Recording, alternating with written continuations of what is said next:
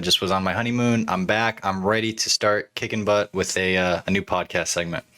Yep, congratulations, man. You've joined the wedded, but now we kind of want Capcom to join with the rest of the FGC here and get 5 killer features that Street Fighter 6 needs. And damn it, John, we care a lot about Street Fighter. We want Capcom to do a great job with this game. Yes. And one of the ways they can do a great job with it is by number 1 here, worldwide net play. Having ready and plentiful access to the worldwide player base in the fighting game community would be huge. This assumes we keep crossplay, which is, that's a standard right now, right? Like crossplay is just kind of what we do. But this would basically mean that I could go up against Daigo, Tokido, Punk, Idom on the regular because the net play is so good. It doesn't matter that much. It's always going to matter, but it doesn't matter that much where on the globe someone else is. And darn it, would this ever be a great incentive for people to buy the game? Like, it's like, oh, I can play against Tokido, I can play against Daigo, and all I have to do is buy this $60 game because the net play is that good. Yeah, John, how do you think worldwide net play would make an impact? I mean, I would be happy if you could truthfully say that you could play East Coast to West Coast in the United States. If I could have consistent matches with someone down in Florida or someone up in New York, just that there, because the major hubs are on the coasts, and there's plenty of scene everywhere now in the U.S. But the big heavy hitters tend to be on the coasts a lot of the times, and so you just don't get to practice with those kind of people. And so if that were the new standard, that would be amazing as far as I'm concerned. But you're talking worldwide. Is that realistic right now? Because Street Fighter V is already an old example, right? Coming from 2016. So it's like, yes, we've had 5 years to grow this, and 5 years where the developers are actively aware that they really need to, the community has been saying netcode, netcode, netcode, netcode. And we have had some examples, like where I remember Mortal Kombat 11 first came out and Guilty and Sonic Fox played from Japan to the US, and it was reasonably good. I haven't heard much about that since. Maybe that's Mortal Kombat 11. And then Strive, we talked about how you could play across the world and such too. But do we realistically think that we could get a consistent... Yeah.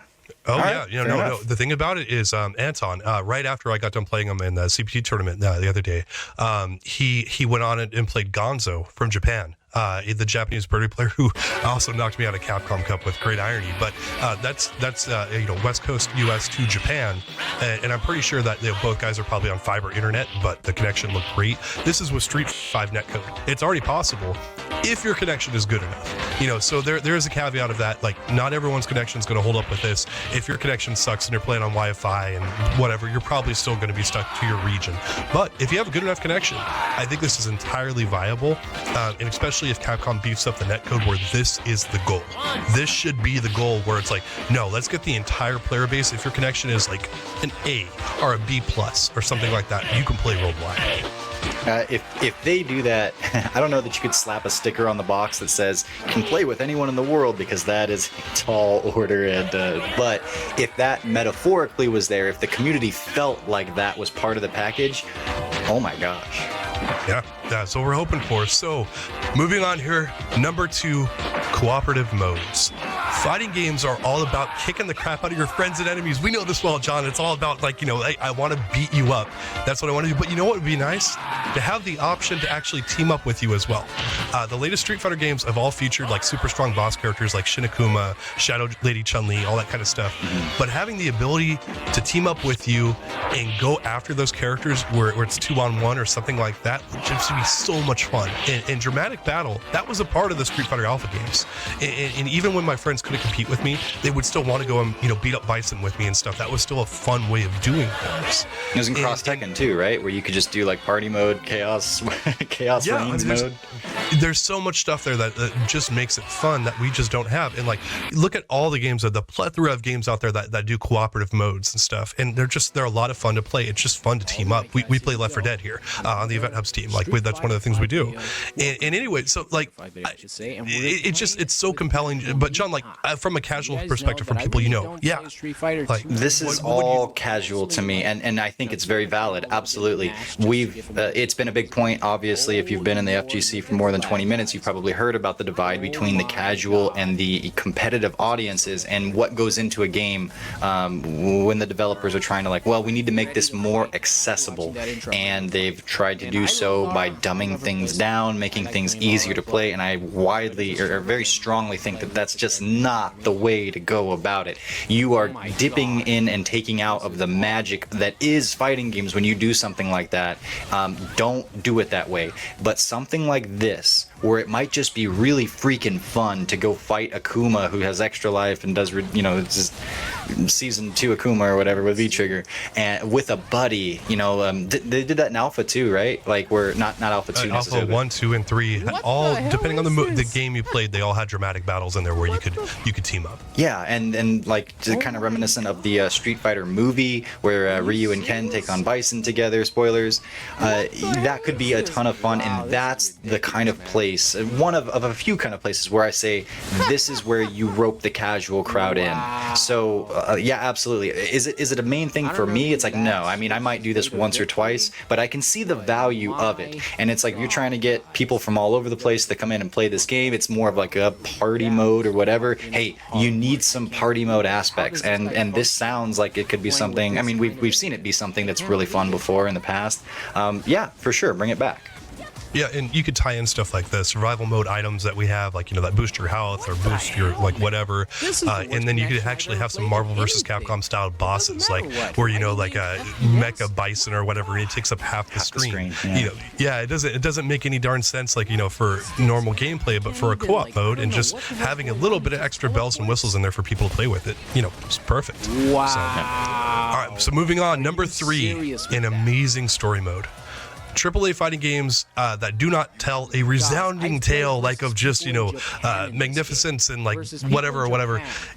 And they're just not that well thought of right now in this day and age. 30 years ago, Capcom fighting games were regarded as having exceptional plots. I know that sounds crazy. You're talking about writing here, or are you talking about just like the experience of like how often you fight? My God. Yeah, it was like, there's 8 character endings and all that kind of stuff. And back then, like with Street Fighter 2, like back when it was out there, you were lucky to sometimes not get like a, congratulations, you are winner or whatever, on the screen.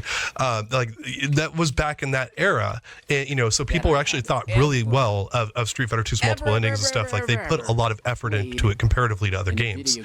That's not held up over time. And there's so much Capcom can and should do with Street Fighter 6's plot. And they've got, we've talked about it before, the voice acting. It's great. They've got some of the best voice actors in the business. And they've got one of the bigger IPs in terms of their characters in all of video games. There's a lot to work with there. But John, like, how pissed off would you be if Capcom didn't nail the game story mode this time around? Like, or would you just be like, no, that's Capcom, man? Like, what are you expecting here? Well, they've set themselves up in a way where they haven't directly said it as much, but they've shown us that they really care about this, and that this has become like a much higher priority than it obviously has been in the past. And what we have in Street Fighter V, I mean, that's the most modern, so you compare it to this, but like a Shadow Falls was like, kind of, we're just trying to echo what we've seen work with games like Mortal Kombat. It's there. Fine, but it leaves a lot to be desired. And then those pre-story modes, they're kind of cool. It's all right, but I think we're expecting something that's leveled up 1 or 2, maybe 3 rungs from what we've seen in SF5. Again, this is much more for the casuals, although, I mean, everybody's part casual, part competitive to some extent, right? It's a Venn diagram. And there's part of me that definitely is like, I'll turn the game on a couple of times, not to go into training, not to go into ranked, but to explore the single player content, for sure. I've done that many times throughout my career as a gamer, as a fighting game player. And yeah, this is... We launched this game without the single player stuff, and it was a problem, even for the competitive crowd. So that tells you right there just how big of a deal this kind of a thing is. It's hard to imagine exactly what my standard would be for this, And it's like I don't have a list of like direct boxes that I want checked. It's more of a feeling of like, how much does it lure me in? How much does is this a reason for me to turn things on?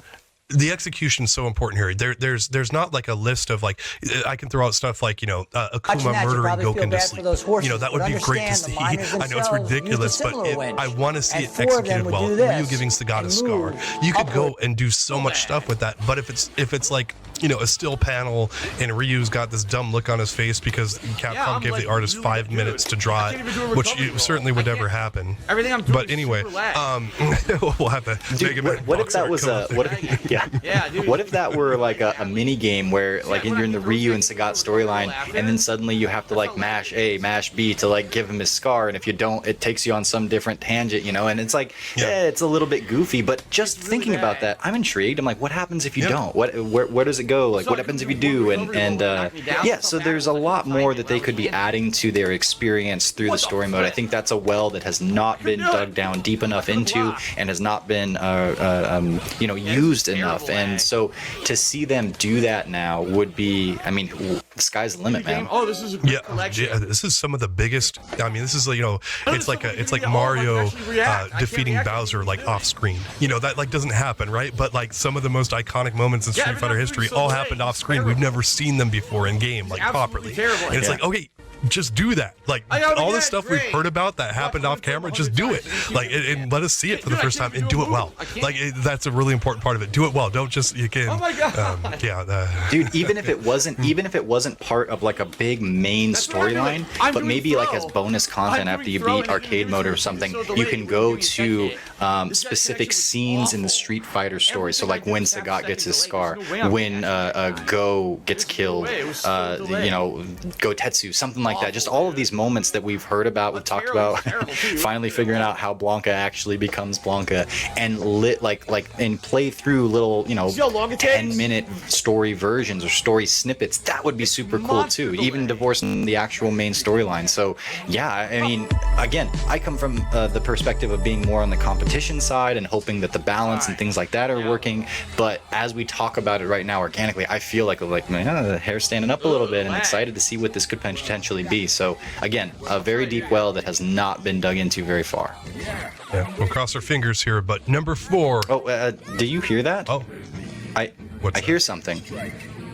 It sounds like we have a couple of bitch-ass rage quitters. Bitch-ass rage quitters of the week.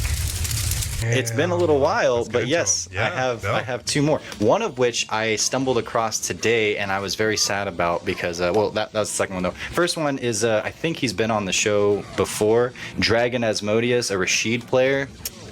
Of course it's Rashid. Of course it's Rashid. Yeah. All those Rashid, all the Rashid stereotypes. Your legs in the match. We're gonna get canceled, John. Boo, boo, Dragon Asmodeus, you suck. Be better. I want to be clear. We only hate Rashid for his gameplay. Nothing else about Rashid is too much of a problem except for the cheesy lines Capcom wrote for him, which actually I kind of love now, like the 10 points and all that kind of stuff. Like I actually want to hear that because it's so 10 bad. points. I did it. Rashid's a super sexy character. Otherwise, we love Rashid. Absolutely. It's that's definitely what I did. gameplay. How'd they know? Yeah.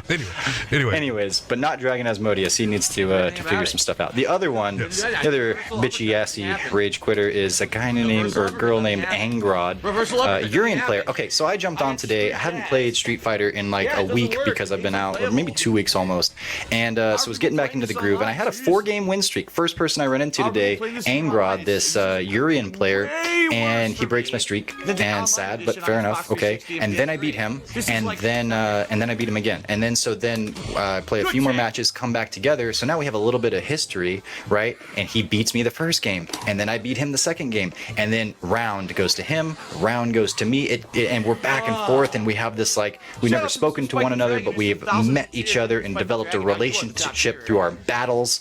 And it gets down to last hit, last round, and I score it. Go into I do an Akira combo, and with the juggles, go into my super, which she's kind of hard to do, it's a little technical. So I'm like feeling super accomplished. It's like, yeah, I beat this kind of rival of the day going into the animation, and he rage quits. I'm like, dude, we just had the most epic battle. We just had a story play out in front of us. This was fun. It's like, yeah, you lost, but it's like you gained a rival and a friend. It's, nope, gone. Yeah. So all that coolness that you could have had, you know, like Troy, how Hector comes out and faces Achilles and such, that you could have had that kind of glory, but instead you are just a bitch ass rage quitter of the week. No, number 4, make learning fun. Like, one of the problems that fighting games still struggle with is baking in learning the actual game into part of the overall experience. Training modes, like the challenges, all that kind of stuff, those are fine. But they're not actually incorporated directly into, like, the gameplay. You've got to go into, like, 5 menus, and then, you know, trial 18 or whatever is, like, you know, you hit, like, grow a third arm and hit it with your forehead and all this kind of stuff. It gets a little challenging. But if you could start off, like, with something like a young Ryu, and Goken pops out there and is like, hey, throw a fireball 3 times. But it's a cinematic experience. Played Street Fighter in like a week because I've been out, or maybe 2 weeks almost, and so I was getting back into the groove, and I had a 4-game win streak. First person I run into today, Angrod, this Urian player, and he breaks my streak. And sad, but fair enough. Okay. And then I beat him, and then I beat him again. And then play a few more matches, come back together. So now we have a little bit of history, right? And he beats me the first game, and then I beat him the second game, and then round goes to him, round goes to me. And we're back and forth, and we have this, like, we've never spoken to one another, but we've met each other and developed a relationship through our battles.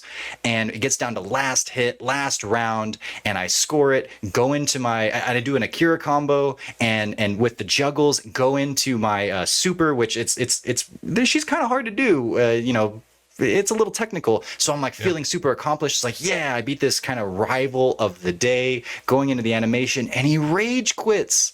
I'm like, dude, we just had the most epic battle. We just had a story play out in front of us. This was fun. It's like, yeah, you lost, but it's like you've gained a rival and a friend. It's, nope, gone. Yeah. So all that coolness that you could have had, you know, like Troy, how Hector comes out and faces Achilles and such, that you could have had that kind of glory, but instead you are just a bitch ass rage quitter of the week. No, number 4, make learning fun. Like, one of the problems that fighting games still struggle with is baking in learning.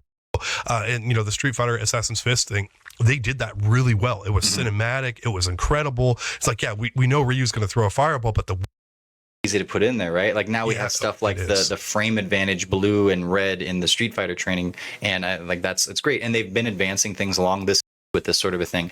But even when it boils down to the more important, or well, not more important, but the deeper concepts of things like whiff punishing, things like frame traps, that is foreign to so many people that still play Street Fighter, you know, the more casual crowd, because you really have to dig in before you can begin to see why those things are really important and why those are really helpful. And some people never get to that level of play, and they're just, you know, casual, and that's fine. But maybe it's because they never see how valuable it is. And so if your training mode can communicate that feeling, it's like, okay, so someone's whiffing, and then maybe they slow things down so you can see, okay, the whiff, the recovery, and if you hit them here, and you know, you make it a big celebration, and you show them the value of that and the reward that comes from being patient and whiff punishing or setting up a counter hit situation, things like that. That's what I would want to see from a training mode. It's like, just show the people why doing these things are good and why they can be fun. Because for a lot of us that do get into that competitive grind, the reason we're jumping back in, some of the reasons we're jumping back in is to refine those, because we've tasted how good it feels to get a good whiff punish in there, you know? And so you want more of that. And that's what drives you to get better in a way that's going to be lasting, as opposed to, you know, I found this gimmicky setup thing that works because I'm -2 and then I rip a DP. It's like, sure, that can work sometimes, but that's not long lasting. But if you get these foundational things that will help you no matter the skill of your opponent, you know, whether it's Scrub Boy 15 or it's Momochi, a frame trap's a frame trap at that point. And so I would say you can't really talk about this without bringing up like the likes of, was it Guilty Gear Exerds, training mode and such, and how they actually like turned it into something of like a platformer, right? To show you certain things like air combos. It's like these floating enemies, kill them all. How are you going to do it? Well, you have to do like an air combo sequence or something like that. I really like that because it takes you out of just of the main game, and it shows you the specific significance of each thing that you have to do. There you go. And so at number 5, this is going to be more hardcore here, but hitboxes and expanded frame data. This is hitboxes have inexplicably been hidden in fighting games to this very day, which I don't get it. And it really sucks when you're trying to see if a move is good or not. Like, Wolverine's dive kick and stuff. Like, it's the hitbox on it takes up the entire screen. It's nice to know that. It just put a hitbox viewer in there so that we're not going on YouTube or downloading random programs or whatever. Like, it's right there. It's a big part of the games. This is for the competitive community more so. Most casuals are not going to look at it, but it's just nice to have it too. And, it is even fun for people who maybe don't care necessarily about getting super good in fighting games to see how a video game or a fighting game works. It's like, oh, it's all hitboxes and frame data and stuff like that. And it's like, yeah, it's kind of cool to see it, even if you don't have a mastery of it. This is how the game works. And even something like Tekken 7's punish system, where, it's one thing to know a move is like -7 on block, but it's also quite another to know like, oh, here's the 4 moves that I have that will punish it.